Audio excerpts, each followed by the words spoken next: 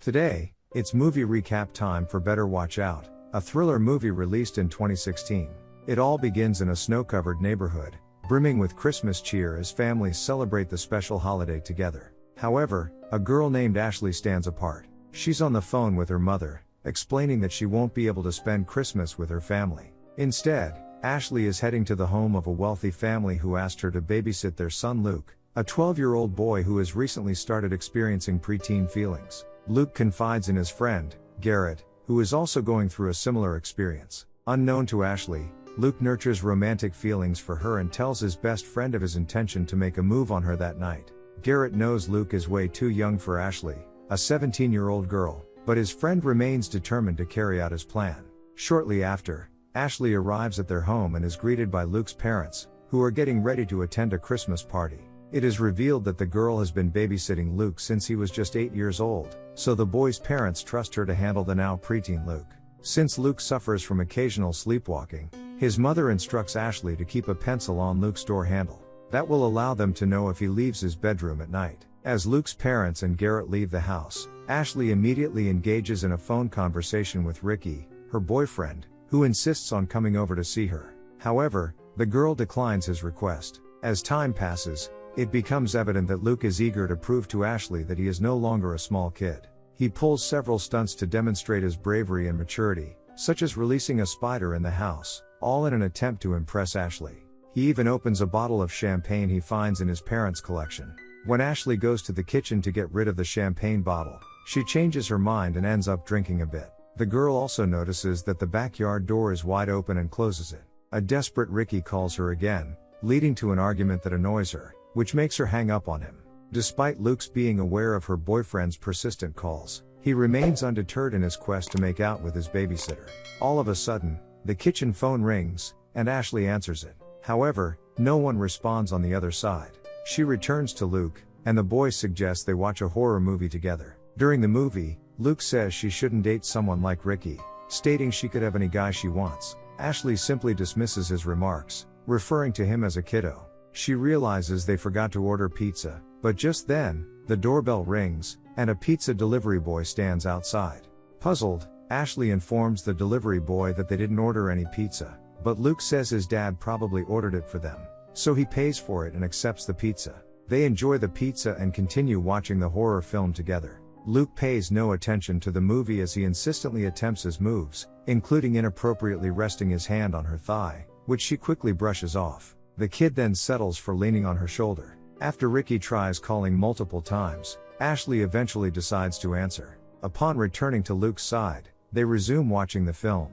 It doesn't take long for the boy to suddenly attempt to kiss her. As a result, Ashley gets mad at him and tells him to stop, saying that's the most inappropriate thing ever. Shortly after, the house phone rings, and Ashley answers it. After a moment of silence, a man with a creepy low voice says he can see Ashley.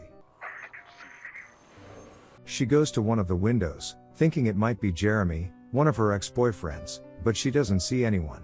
After taking the champagne bottle from Luke, she gets startled when she sees a Santa Claus figure in the backyard, a clear sign someone is messing with them. Ashley then notices the back door is open. She asks Luke to get her phone, but the kid drops it in the fish tank when he tosses it to her. All of a sudden, a knock on the front door grabs their attention. The intruder eventually shows himself as he tackles Luke. It turns out to be Garrett, amused by the prank he just pulled. Just as he shares that he was never in the backyard, they hear some glass shattering upstairs. Armed with a kitchen knife, Ashley goes up to investigate, with the two boys following up. They find the second-floor window broken by a thrown brick. Trying to use the landline, Ashley is surprised to find there's no reception. They soon realize they can't access the internet either. When they think of escaping in Ashley's car, a sight of one of her back tires punctured with a knife gets them even more worried. Garrett comes back from upstairs and shows them a message written on the brick, warning them not to leave the house or they'll die. Despite the warning, Garrett panics and rushes out to the backyard, where he gets shot by an unknown person. As Ashley and Luke stay down and hide from the intruder, Luke informs her that his dad has a gun in his room. They see a shadow watching them from outside and quickly decide to hide upstairs. However, the intruder is already there, carrying a shotgun and looking for them with a flashlight. The duo then manages to make their way into the attic. Luckily, The intruder doesn't know they're hiding there and leaves the room. Suddenly, Ashley gets scared by the spider again and nearly falls from the attic, but Luke holds her just in time. Minutes later, they come down from the attic, and Luke bravely leaves the room to get his father's gun.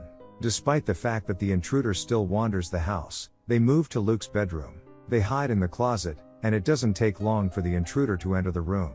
As he searches around, Ashley takes a good look at him and realizes the intruder's mask belongs to Luke. She forces the intruder to remove his mask, revealing that he is Garrett. As a result, the girl becomes enraged, wondering what kind of sick game they were playing. After pressuring them, they reveal that it was actually Luke's attempt to seduce her and play the hero. When Ashley walks away and threatens to tell the whole thing to his parents, Luke slaps her hard, making her fall down the stairs and knocking her out. As Ashley regains consciousness, she sees herself tied to a chair with her mouth taped shut, while Luke and his friend casually walk around the place. Luke sees she's awake and confesses his love for her, even though there's a 5-year age difference between them.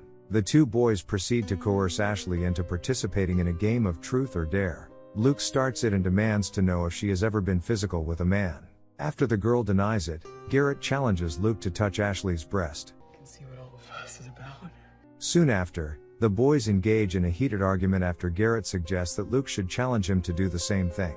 When Ashley is left alone in the room, she manages to grab a flashlight and use it to send Morse code signals for help through the window. Unfortunately, Luke and Garrett return and take the flashlight away from her. As part of his plan, Luke tries to force Ashley to drink a substance that will cause her to forget everything when she wakes up the following day. However, the girl smartly headbutts the bottle, shattering it into pieces.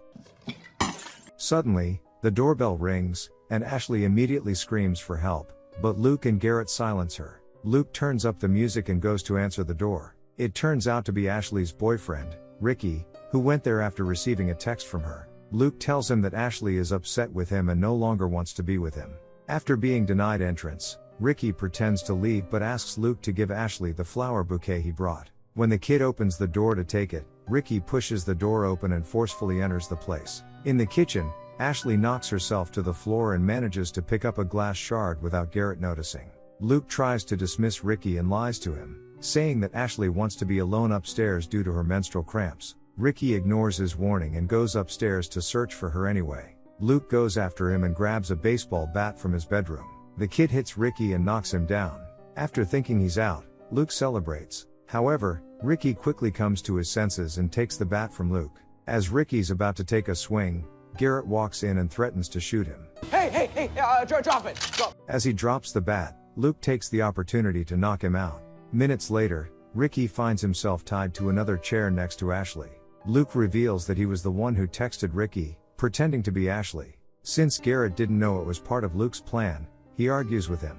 Later, Luke tries to make Ashley call Jeremy, her ex-boyfriend, and ask him to come over. After she ignores his request, Luke decides to call Jeremy himself. Meanwhile, Ashley uses the glass shard she picked up to try to free herself. Ricky intentionally pees himself to distract Luke, leading him to clean the floor and head outside to get rid of the cloth. During his absence, Ashley unties one foot and later the other. Soon after, Luke and Garrett decide to take Ricky to another room. Luke is visibly jealous of him, uncomfortable with the fact that another man gets to be with Ashley. As a result, the boy comes up with a disturbing idea to hurt Ricky and heads upstairs. In the meantime, Ashley successfully breaks free from her restraints. She grabs the gun by the counter and goes to where the boys are. She confronts Luke, demanding that he stop. However, Luke suddenly throws a paint can tied to a rope, smashing Ricky's skull and ending his life.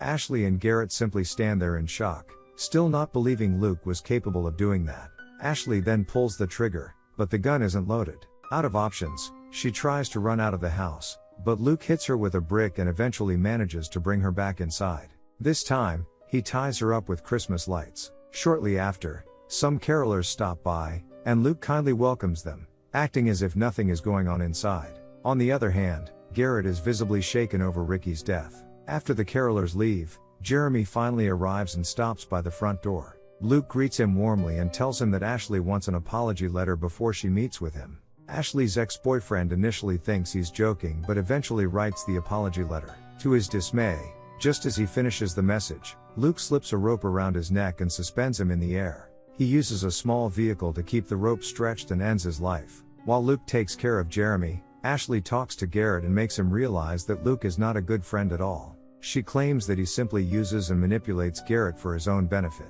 As Garrett tries to release the girl, he gives her a simple kiss on the cheek. To his misfortune, he gets shot out of nowhere. It turns out Luke returned to the room and saw him with Ashley. Luke yells at Garrett, claiming that he forced him to shoot him. Luke then shoots Garrett again, finishing his friend over a stupid motive. Ashley becomes devastated and seems to lose all hope. Luke approaches her and tells her how his mother used to care for him. She would hold him frequently, but then she stopped, and the boy does not know why. Ashley claims to know the reason, but when Luke asks why, she remains completely silent. Luke gets very frustrated and uses a knife to poke her in the neck. Now that everyone else is gone, Luke happily moves around the house, creating a fake crime scene. He stages the bodies and makes sure there are fingerprints on the guns. He uses an app and realizes that his parents are nearly home. As he's about to go to bed, he tries to place the pencil on his door handle. However, after failing, the boy goes to a different room and enters his bedroom through the window. Minutes later, his parents finally get home, and Luke hears his mother screams downstairs. As she checks up on him, Luke pretends to be asleep in his bed, apparently unaware of all the violence that took place in the house. As his mom embraces him, the police and the medics show up at the crime scene. It becomes evident that Luke is very proud of himself for getting away with 3 murders. However, the situation takes a turn when a medic shouts that there is someone still alive. The person turns out to be Ashley, who smartly managed to stop the bleeding with tape. Luke peers through the window, shocked, as Ashley gets lifted into an ambulance. She sees him and gives him the finger. Let's go. In the last scene, Luke claims to be worried about Ashley, urging his mother to arrange a visit to the hospital. Thanks for watching. If you like our content, please like the video and don't forget to subscribe.